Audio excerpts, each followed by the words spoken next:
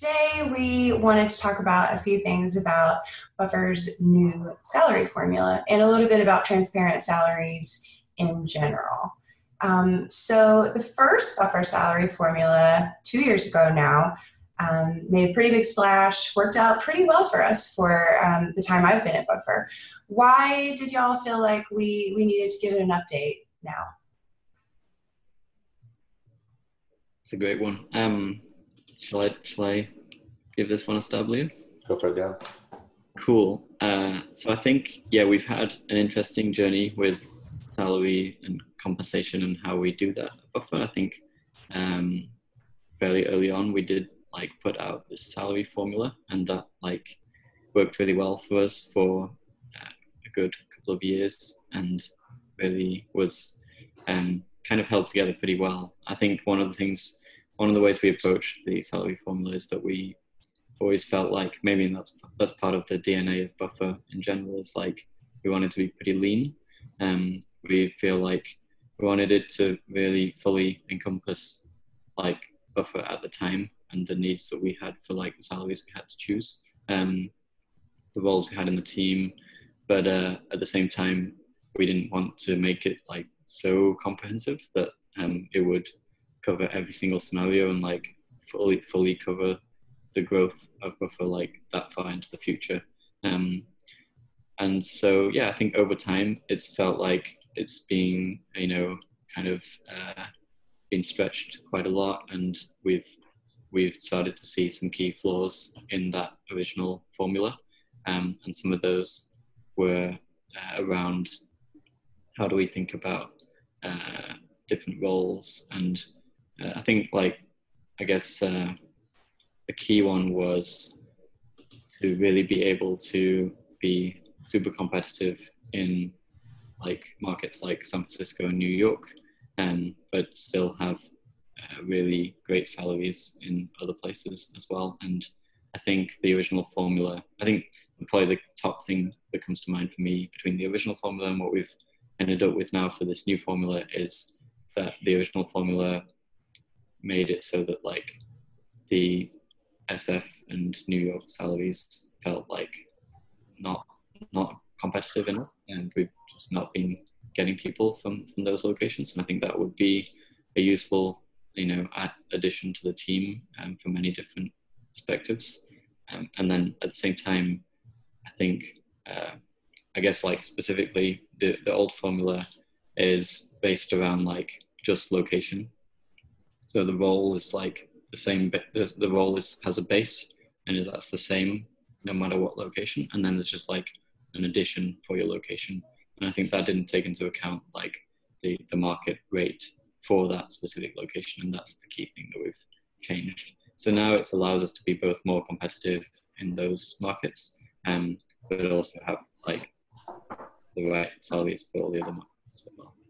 I don't know if that makes sense. Got it. So a little bit about sort of growth of the team, and maybe a little bit about just challenges to the formula that you wanted to evolve on this go round. Yeah, and I think we wanted to bring in some of the things that we learned in the Teal self-managed phase, which were really great as well. We wanted to bring those in, but still in a very transparent way. So I think in the Teal phase, we really went all the way with you just choose your own salary, and I think, and then we also thought about bringing in things how your journey at the company, how long you've been at the company, and being compensated for that, and also if you have kids or dependents, or your spouse is not working and things like that, then we wanted to be generous and provide compensation there as well. But it became very kind of vague and not clear why someone might have one salary and someone might have a different one. So I think, and then we got some clear feedback that people felt it wasn't as clear and transparent anymore. And I think we lost a few different things by it moving away a bit from a clear formula. And so I think with the new version, we've taken into account both the market thing of really accounting for the job market in location as well as living costs of location. But then I think we've also brought in the idea of like this loyalty component of like how many years you've been at the company and having 5% increase in salary for every year you've been at the company, and then also like the dependence part of helping people when they have kids as well. So I think these are things that we've added that feel really great, and now it is becoming more comprehensive now with this version. I think, you know, when we first did the salary formula, we were like 10, 11 people, and now we're 65 people. So it naturally needs to be a lot more comprehensive. So I think it's turned out and turned into something that is pretty solid now. Yeah.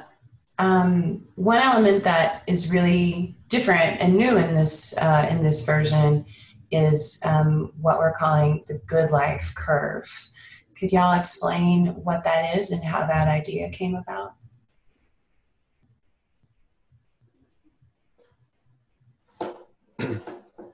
Yeah, shall I jump in on that one, Joel, or I guess we both have thoughts on that one. Yeah, I think the good life curve really came out of this moment when we sort of felt like how do we take, like what Joel said, like how do we take the market into account first of all, right? And then how do we do that with not creating this huge like salary disparities that would create that. So it's actually funny. So we had when we had the first step, when we didn't have the good life curve, we had a call with Michael and Neil. They're both in Cape Town, and so we said like, hey, here, this is what we're coming up with. We are using location data for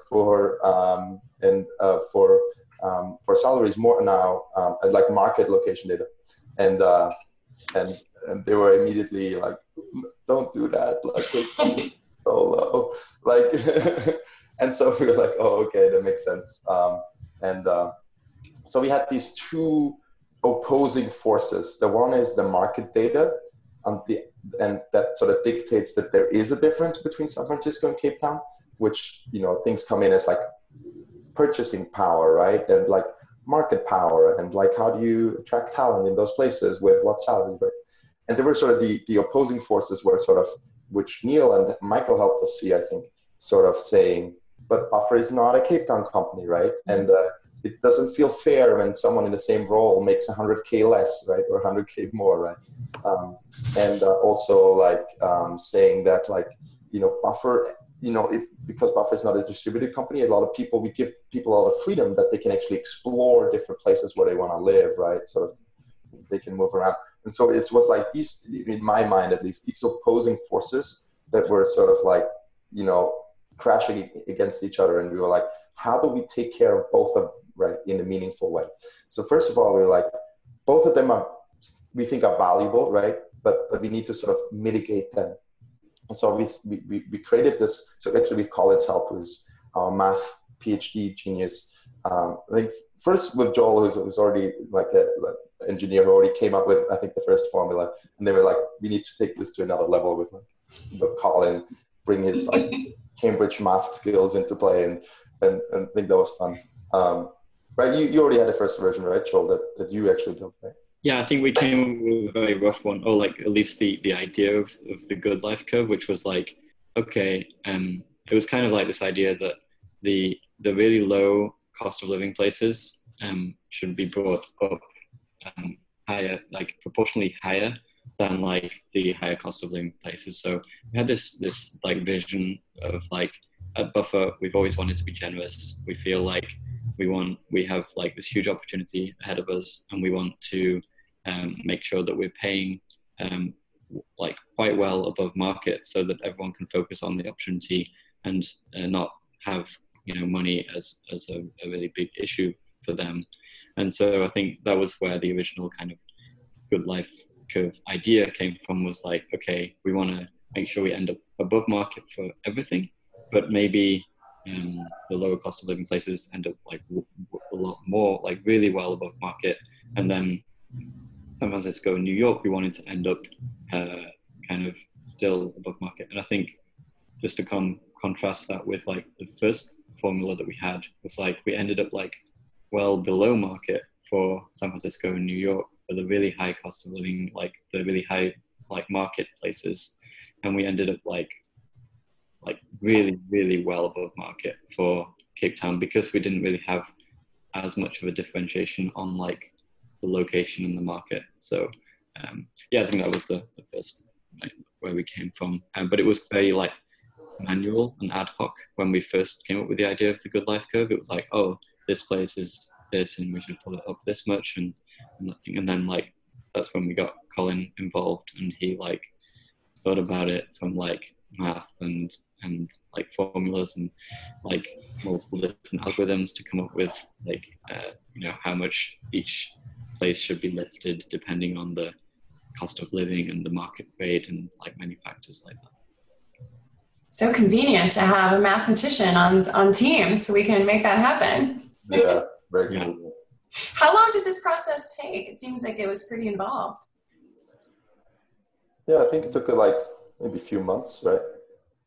Yeah, I mean, it's one of those things where I think we tried to keep it moving along pretty fast. So it feels like it's happened fast, but it has been a lot of parts, a lot of iterations and new learnings and turning like new corners, figuring things out. So I think in the end it did take maybe like a few months, but it's felt like the pace has been really quite great. Well, yeah, I think the other thing we tried was that we actually set ourselves a deadline. And we said, you know, what is it? Is it Murphy's Law? No, Parkinson's Law, right? Oh yeah, like the work will fill to expand the time available. Exactly. Yeah. So we were like, yeah, so it's just like, and it's funny to see, like when we set the deadline, we were like automatically went from 1 meeting a week to 2 meetings a week, and just like naturally, without even doing anything, we were like, that's just intuitively was what's needed if you wanted to hit the deadline. So.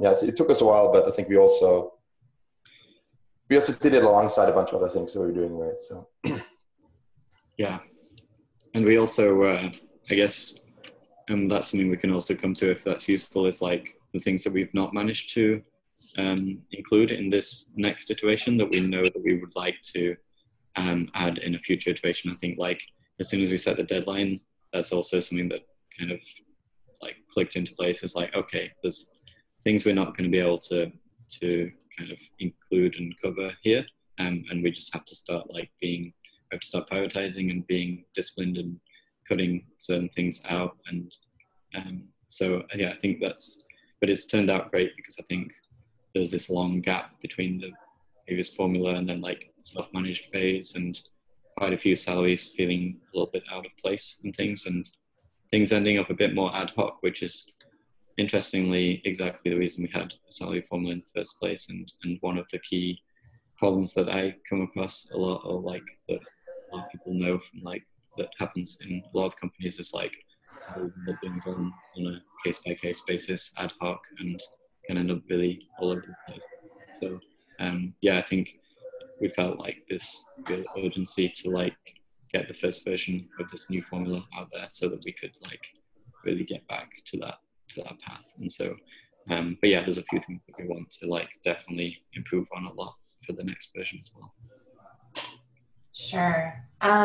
Internally, I know we're really excited to get this out there. It feels great to go back to that formula and understanding of all the different factors involved. When we take this to the outside world, like we did with the first salary formula, what would you like to see happen as a result? I think for me, one of the things I noticed is one of our both Joel and my friends. His name is Tim. He's a CEO at Tint. It's actually cool because he emailed us a few times. He's like, hey, when you know how are you doing this now on the salary side? And it's like, yeah, it will be live soon. It's like, oh, when can you send me an early version? And I was like, oh yeah, soon. And it's like, then he emailed us again recently. It's like, oh yeah, we'll ship it next week. He's like, oh, it's exciting. So that's really for me the key thing that I'm hoping that like anyone who's taking a job at a startup and anyone that is creating salaries for people working at a startup, so founders, are hopefully cutting down the time they spend on that by like many hours. So that's my intuition. So that like my vision is like that, like thousands of startup people, team members and founders will hopefully see that and be like, oh, okay, this is great. This will now save me so much time. And I'm going to trust this so that much more than I trusted my first previous format, if I trusted that one already to some extent, because this one is more comprehensive. I can see like, okay, all these things, all the math stuff, like, yeah, that makes sense. Like they thought about this for a while. And so like, that's what I hope like this creates in a way. What about you, Joel? Yeah, I think that's a huge part. I was like lucky enough to have coffee with a startup in New York recently, and they're like, oh, we're inspired by the Buffer salary formula, and they have their own thing. They call this like a salary matrix, which I thought was just really, really cool. But yeah, it was just amazing to like just serendipitously come across like people on Twitter. It's like that were also were inspired by the formula and decided to do that for their whole company. They were like 40, 50 people, I think. So it was just, that's amazing that it can have that impact. So yeah, I think that's one big part for me. It also is like the two parts of like helping people, and also like hopefully it's something that's interesting, and maybe it's controversial a little bit, like the first like one was, especially when we actually put out the list of names of people in the company and have the actual salaries. Like that's partially, I think, the part that like people are like, wow, like that's a bit crazy. But I think that helps it maybe to have a slightly wider reach, and now we're a bigger company as well. So there's maybe that as well, where it's like a little bit more trust and like get noticed a little bit more. So hopefully we can help people. Hopefully we can have an influence, have an impact on like the industry, because I think there's so many reasons that like salary transparency is such a powerful force for fairness and diversity and everything. And yeah, I think the other key part for me is to have thousands of eyes on this thing that basically was worked on, and that's going to have like a ton of flaws and mistakes and things that we need to like figure out. So I think that's also the really exciting part for me of like putting something out there like this, is that like we're going to learn so much and have so much feedback and things and insights that we can take forward for the next iteration as well. Absolutely. And you mentioned that there's still things you would like to do. So you do foresee future iterations on this, and what might those look like? What do you think is coming next? Yeah, I've tried about one at least. One is definitely that the way that we like handle experience is quite primitive. So we just have like these 4 brackets of like beginner, intermediate, advanced, and master, and it's like essentially like a multiplier of the role portion of the salary. So it'll go from like 1.0 to like 1.1, 1.2, 1.3 as like a multiplication of the role. Yeah, I think also like what we tend to find is that not many people end up being beginner, not many people end up being like at the master level. So it ends up being this like 2-band component to the formula, where like everyone Buffer is like either intermediate or advanced, and so it's really not working too well, and it's not clear for people how they can progress in terms of their experience level, and then see a reflection on their like in terms of compensation for themselves. And so I think that's a really important thing for us to figure out, and it's going to be fun to work on that, because I think it's not just it's not just a salary formula thing. It's maybe more straight, like spans into like company in terms of like how do we do like what performance reviews, all these kinds of things, like because that's all going to probably feed into that. So that's probably the first one, the key thing that comes to mind for me. Yeah, I think that one's a really big one. I think that one funny thing is like someone emailed and they asked, is this going to include seniority in sense of like if people have leadership roles? And I think we touched on that a little bit in this iteration, but I think I realized actually on top of the experience, you know, how do we handle leadership is funnily enough, actually the team member roles are actually more transparent across the whole like web in general. Like people generally know what an engineer makes in San Francisco. They know what marketers pay. Like, you know, they have rough numbers, but like actually leadership positions are even more obscure. They're like, that can range from someone making like $1 million to like 300K. And like, you know, that's like, you know, big gaps there. So like coming up with like a better system there. And I think we have done that a little bit where, you know, leadership oftentimes scales with size of the company. Like, you know, if you're especially we found that with our own salaries, like, you know, if you are Joel as the CEO of this company versus Joel, CEO of like a, you know, 500 or 5,000 or 50,000 person company, right, should probably change to some extent, right, because this responsibility changes. And that's actually harder to model, but I'm feeling like Colin might come in there and we'll come up with an interesting algorithm again. So I think that's one part. I think taxes we haven't really considered there. Something that came up a bit. Like, I'm not sure. I don't know. What do you think, Joel? I'm not sure we will consider it, or like, I think we'll at least think about it.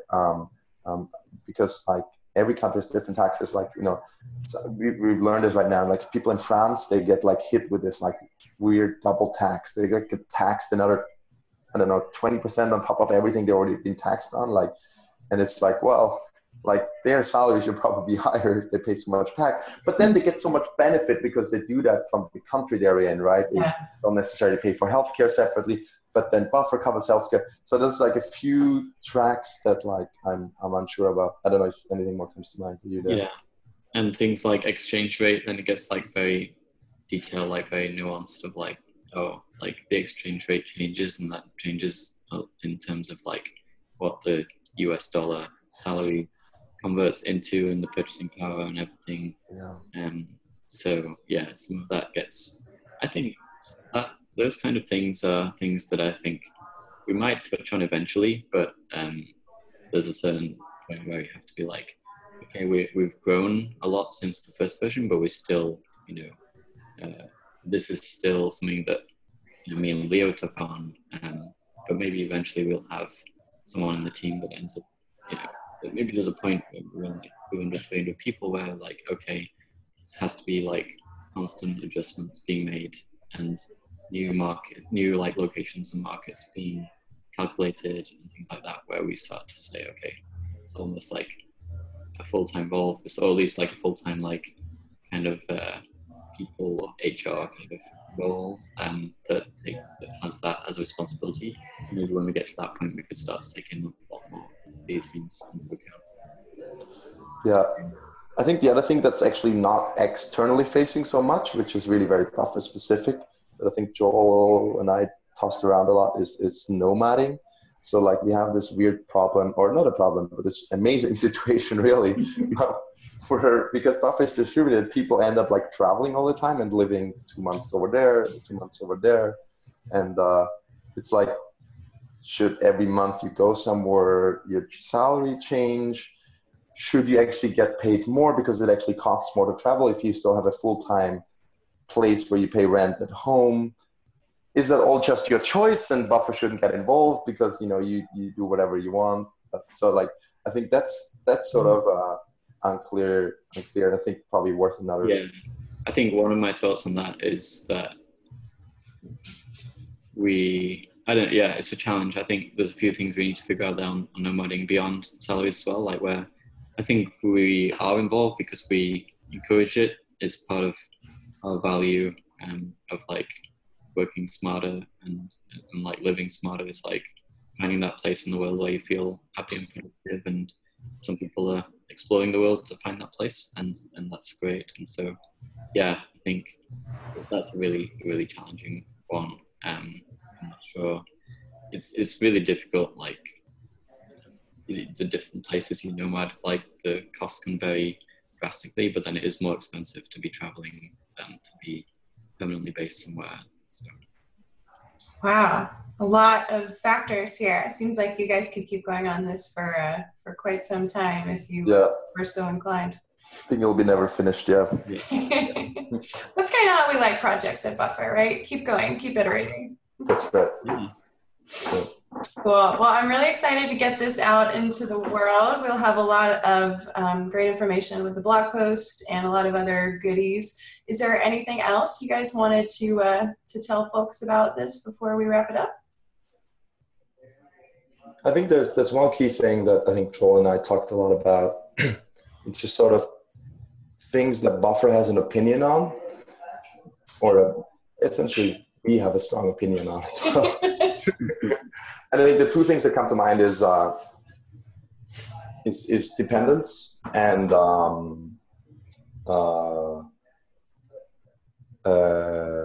customer service, right? Yeah. I don't know, Joel, if you have thoughts on either of those. Yeah, that's worth mentioning. I think, well, I think you've mentioned, Leo, like, but this whole idea of like, hey, you know, increasing someone's salary because they have kids or like dependents is like can be quite a surprising thing, and that's I think something that is part of the idea for us of like wholeness of like, can we create a like work environment where you feel like really comfortable to share like your personal like, you know, achievements and joys, and then also challenges, because all of those things impact, you know, your work, and your work impacts your life and how happy and how great you feel and things. So I think that to me is a reflection of that part of like Buffer culture that might not necessarily be something that's important or is you know, focused on companies. Especially in the US, I think. Yeah. When I tell this to people, they're like, what are you, a communist? Or what are you, a socialist? Like, paying for people's children? Like, that's very, I don't know what the word is. It's a very common narrative, you know, sometimes I think in the US, because it's so like, you go and you'll make it yourself, right? Like, Mm-hmm. Okay, country doesn't provide that to you, right? Like, Yeah. Yeah, it's a really interesting one.